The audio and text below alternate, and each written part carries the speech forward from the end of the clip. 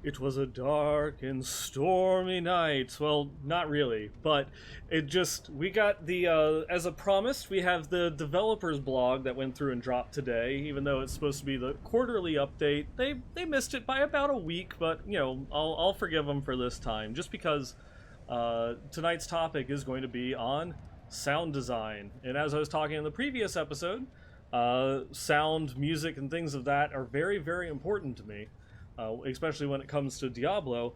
I've got some stories to tell about that. We'll go through and just get into the episode proper. I do want to start off with if you had issues with episode 218, there was some issue with the FTP, and the file got corrupted while it was uploading. So the episode wasn't 2 seconds long. It's about an hour. It's been re-uploaded.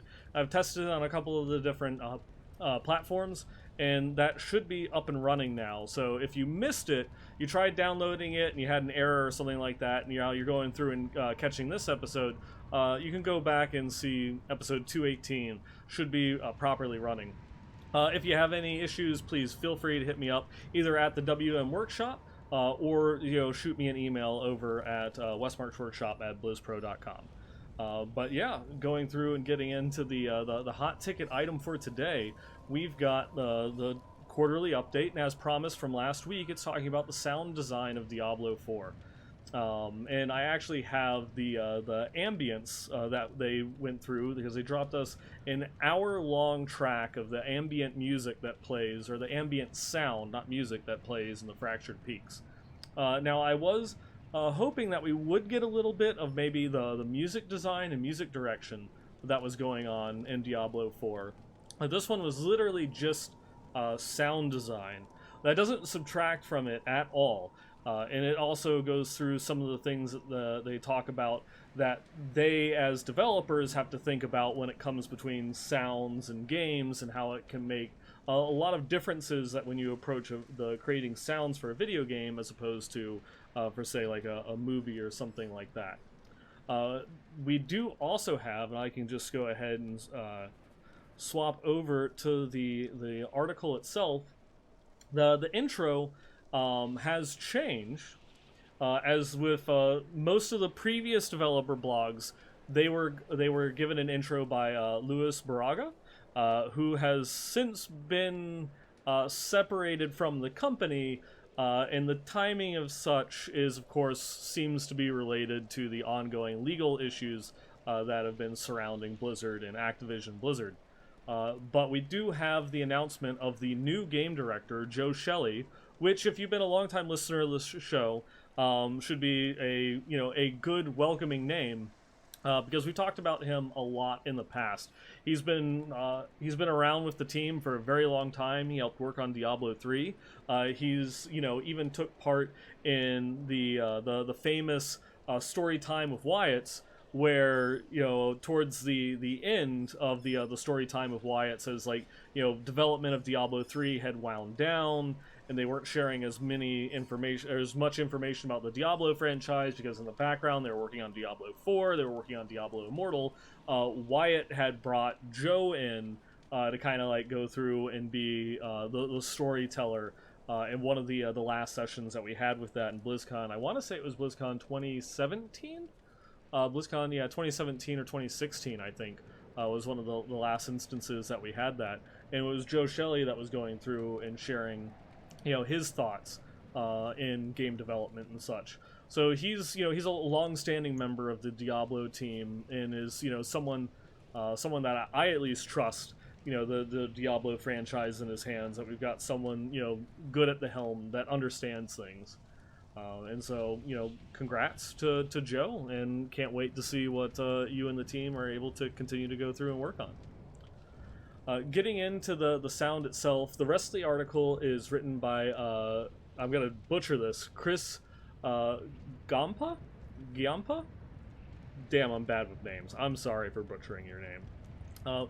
But they are the sound supervisor for Diablo 4, and going into a lot of the details that they talk about making the sound design for Diablo 4. And it starts off with a little bit of an intro. It's the sound that we're listening to right now giving you 50 minutes of the ambience from the Fractured Peaks. And I just want to go through and pull that up real quick. We've got, we've got the nice little design and dungeon here that we can see, with all the little things, and occasionally you'll hear the lantern in the background will go through and will like kind of like shift in the wind and such, and you'll hear that over in the sound design itself, and it's it's a lot of like really cool little things that we can go and take a look at. But from there, it has, it talks about like the devil's in the details, and this is where I'm going to go through and start, ranting a little bit, because it talks about how like you have to try and make like high quality sounds that go and trigger, and that you're going to have tons and tons of like little things that are going through and happening in the background, and where you're having to go and add that importance to, like which sounds are important, which ones do you bring to life, and then also how do you make them sound realistic, how do you add kind of like a lifelike sampling to that. And one of the things that they talk about is randomness and variance, because in real life it's always going to be a slightly random set of circumstances that are happening that will always change the sounds that's going on, such as if you're going through and you're walking down a sidewalk, the angle that your shoe hits the sidewalk will change. There'll be variations on the sidewalk itself. Maybe it's a slightly different material from one piece to the next. Well as also you might have like debris, like branches or leaves or things that will go through and change the sound that's going on in real life, that a lot of those things can't quite be replicated in the game, but it's things that they go through to great lengths to try. Now this is something that's been a big kind of like key philosophy in sound design at Blizzard, not just for Diablo, but for most of their games. I remember one of the first sound design panels I'd ever had sat in at a BlizzCon was for World of Warcraft. I want to say it was like 2000, maybe 2009, and they were talking about like just how much goes into creating something simple as skills or footsteps, and that one of the big things that they talked about was audio fatigue, and how if you just constantly hit the user with the same exact sound effect again and again and again, they'll get fatigue. It wears on you. You kind of start to focus in on that particular noise, and you either kind of like drown it out, or it doesn't become part of the experience anymore because it's just so repetitive without any variations whatsoever. And one of the things that they had found for even just like skills, like fireball or something along those lines, that they have a minimum of 6 different iterations that they put into the skills in order to help combat that. And I remember little mid-20s 9-ball going home, from that BlizzCon. The first thing I did was go through, boot up World of Warcraft, get on my Paladin, and start running through Orgrimmar. And just listening, as the sound of like kind of like the clop, clop, clop of my footsteps changed when going from sand to rock to wood to metal. And then the subtle differences in the sound of like the armor, like the little jangling of the armor as I would run around. And it would take a while before you would hear like the same exact footstep, or like the same exact like little crinkle of chainmail as I was going and running around. And it's like, wow, this is actually pretty cool. This is awesome. But it also put a thought process in my head that has ruined many games for me, unfortunately. And like one of the biggest ones for this, because as much as I love, the soundtracks and the games, from a lot of Japanese developers, the level of dedication that they have to say like music design or music direction isn't as high as what they value with sound design. And like Metal Gear Solid 5 is one that always goes through and comes to mind, and that one of course has a lot of controversy between like Konami and Kojima and such, but I can never bring myself to playing Metal Gear Solid 5 after beating it for the first time, like ever again, mainly because of that kind of like that ear bug that I got from thinking about sound direction because of that panel from oh so long ago, and then playing that game because Snake makes the same exact sound when he walks the entire game. Whether it's running through the desert, running through a base or an airfield or whatever, it doesn't matter. His footsteps and the jangle of his equipment is exactly the same. Like, literally exactly the same. And that's, you'd be running around sometimes for like 5 or 10 minutes, doing nothing else but trying to go and hunt down this piece, and you can't call your horse or whatever other mission objective there is, and then all you literally hear is just shh, shh, shh, shh, shh, shh, shh. And it's just so annoying. It grated on me so much. I probably filed, a quarter of an inch off of my teeth having to listen to that game because I just could never unhear it. That there was no variation whatsoever. And there's so many other things, like listening to, say, like when Neve plays Kingdom Hearts and some other ones, how there's just so many, like, repetitive sounds that there's no variation or tuning to whatsoever, and it's just exactly the same the entire time. And it's like one of those things, I'm not even actively thinking about it, but I just hear it, and I can't unhear it. And so that's one thing that I at least, props to the sound team over on Diablo for continuing to go forward with that, and making it so that way it, adds some cool variations to the sounds. And that helps make it feel more realistic, more lifelike.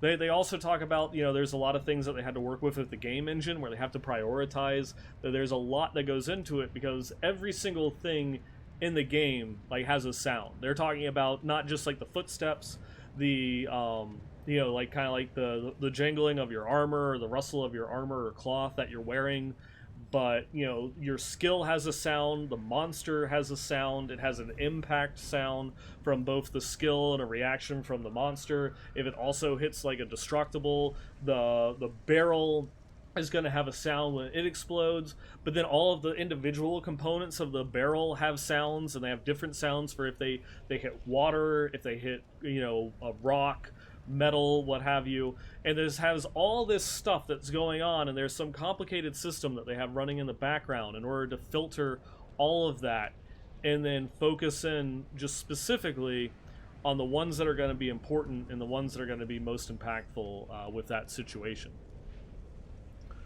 And then they go and they talk about, the sorceress. We get to go through and talk about the some of the fire skills and such that the sorceress has. And they even had a little video that they go and they talk about what it went into with actually designing the sounds for, like, the fire skills for the sorceresses. And I'm just gonna go through and play this little quick clip here at the end, where they're basically just it's a guy with a microphone throwing around a stick or a staff that has a whole bunch of torches at the one end, and then it goes and shows us the sorceress going and casting the fire spells that you just saw them making, those sounds with. But then something interesting happens.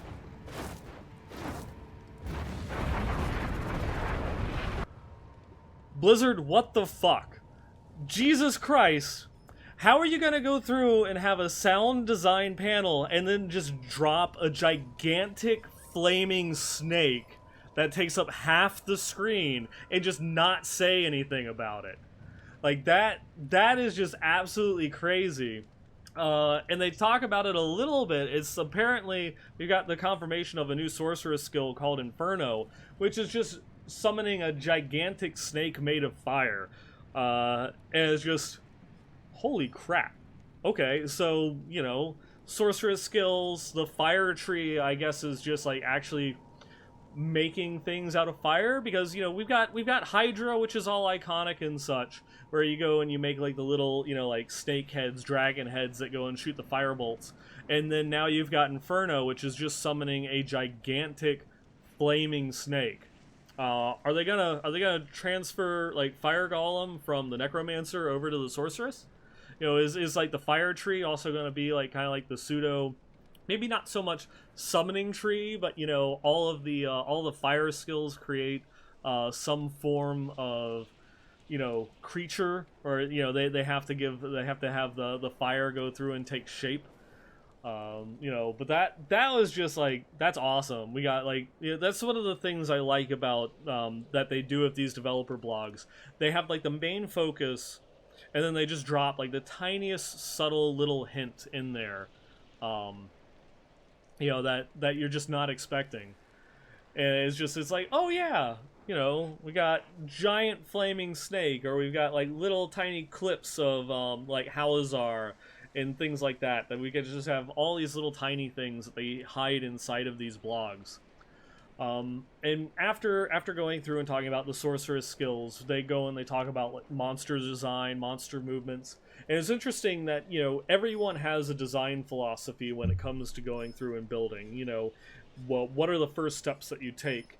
And for the Diablo IV team, they talk about how the very first thing that they do when doing sound design for a monster is creating the footsteps and the foley, or like the clothing and skin, and that those are the first things that they always do when going and making a monster. And that's something that it also talks about, how it goes back and forth with the actual, like kind of like the game production, is that's you can get you create the footsteps, you create the foley, and then that allows you to kind of like do the cadence of the rhythm of their movements, and then you can begin creating the rest of the sounds from there. Is it a slow, methodical creature? Is it fast, or is it just like kind of like gigantic with these giant booming footsteps? And that you kind of have a base work from there, and we get some other like little tiny updates and such that you can go and click on, with you got the sound design for the wood wraiths are coming back from Diablo 3 and are getting a bit of a facelift. They look more like a wooden golem than they do the kind of like walking trees that we had before. I'll just go and click over to that real quick.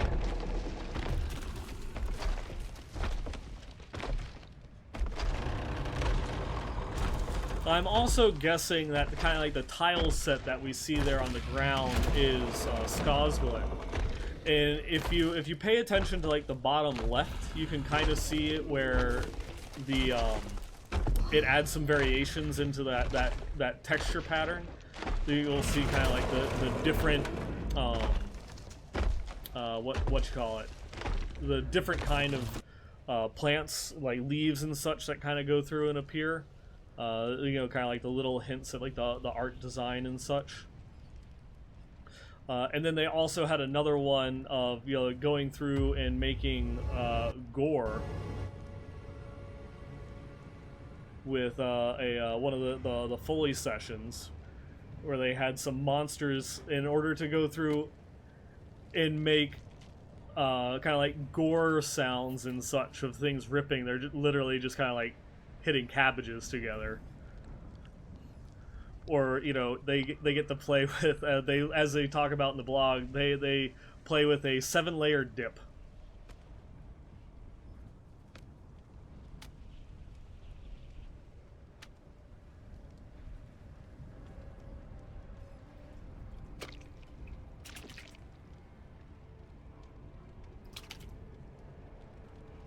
Just taking various different food items and things and just smashing them together or ripping them apart.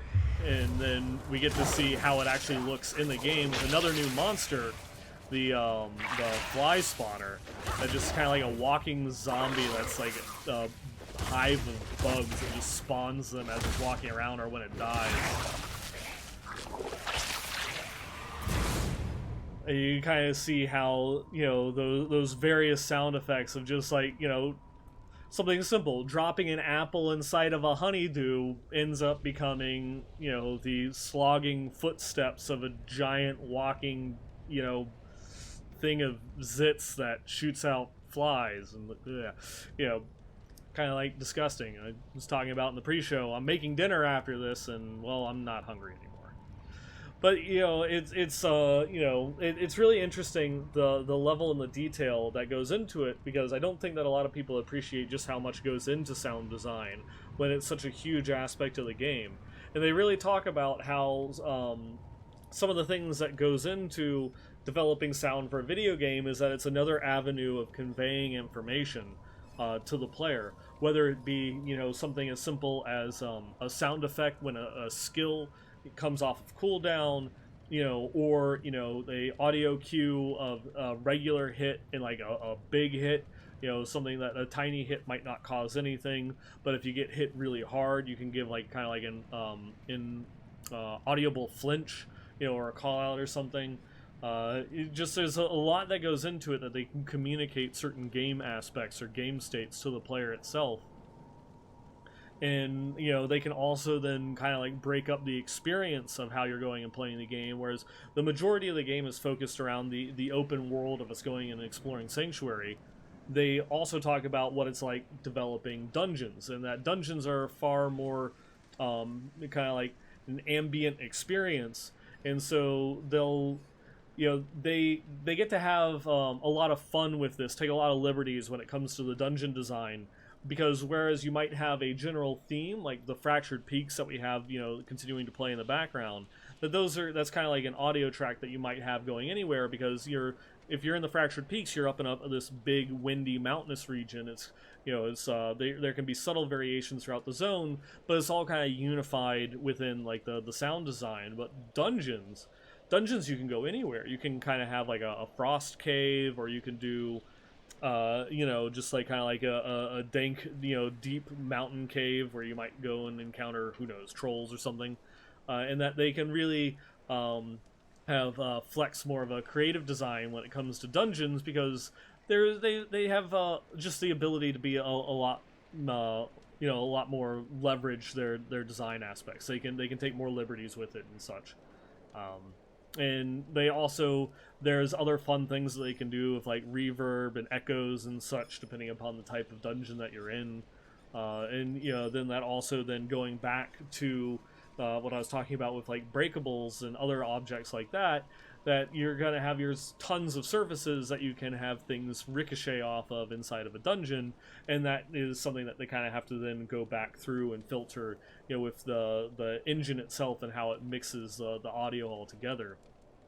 And then the final aspect that they talked about is how they bring it all together with the actual the game and the camera system and such, because your viewpoint might not be the actual viewpoint of the game, is removed from your character, and so you're not actually like at your character listening to things. You've got a bigger area that you're listening, as opposed to, like, say, even though it doesn't talk about this in the article, if you go to, say, a game like Destiny, that's like an over-the-shoulder shooter, your audio profile is still pretty much centered exactly around the character when you're going through and playing that particular game, as opposed to something that's isometric, where you can see behind where your character is. You can see a huge, you have a 360-degree field of vision around your character in an isometric game, but that also means that you have a 360-degree kind of like hearing aspect.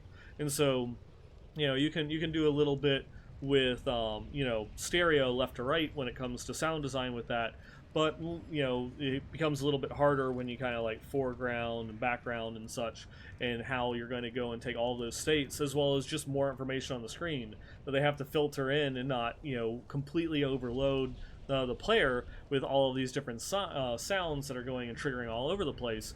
And that comes again back down to just how you're designing it and having the engine go and sort through what's important, which music states are the ones that they want to convey information, and which ones can be dropped, so that way you go through and you break a barrel and it's sitting in a puddle or something like that. The important aspect might be hearing the pieces of wood impact the water, and you don't really hear it hitting the wall on the other side of the sewer or something, because it's trying to just kind of convey the information. And the more important part is, well, it was sitting in a puddle of water, more so than the pieces going through and hitting a wall further down. While at the same time, you might not hear any of those breakables impacting anything if there's also monsters on the screen. You'll hear something important like the barrel itself exploding, but just kind of like giving you the cue that it was destroyed or that it was hit. But you don't really need to hear all the different pieces flying all over the place because you're fighting a whole bunch of fallen or Khazra or flayed ones or something like that, down in a deep dark dungeon. And this one, is a little bit shorter than the previous developer blogs, and there's not as much to go through and dive and psychoanalyze and such in there besides the giant flaming snake, which Blizzard I really hope that we go and talk about.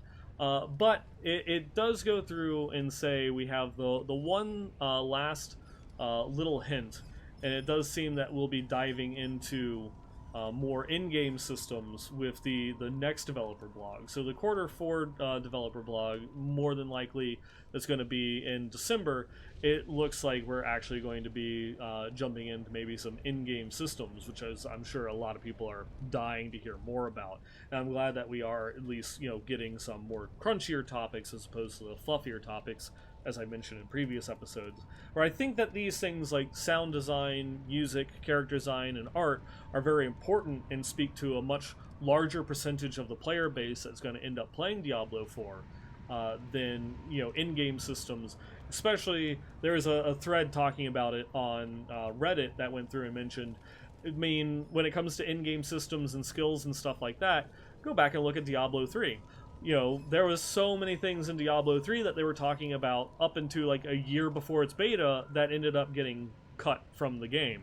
Runes, skill runes and stuff like that were being discussed actively, up until shortly before the game itself went into beta. So there was a lot of very impactful changes that were made very late into the development, of that game. And so I hope that that's not the issue, and that we get a better production pipeline when it comes to Diablo 4. Iteration, of course, is always nice, but it's good to kind of like just decide on some things and just make them work, when, we still have the time to go through and suss that out. We're not making huge, game-breaking changes, right before, release or beta. And that kind of calls into the question, as they're still going and talking about in-game systems and stuff like that, they also talk about that there's still some ways away, from release. 2022 is looking a little bit less likely. I guess it's maybe we can expect something from Diablo 4 in 2023, but who knows? Maybe they'll come out with the BlizzCon Online early next year and go through and be like, hey, beta later this year. Who knows? We'll see. But with that, I thank you for going through, listening to me rant. We've got some fun stuff to cover going forward. I hope we've got some patches and updates for D2R. Hoping that we might, by the time we record the next episode, we might also have something to talk about with Diablo 3 PTR.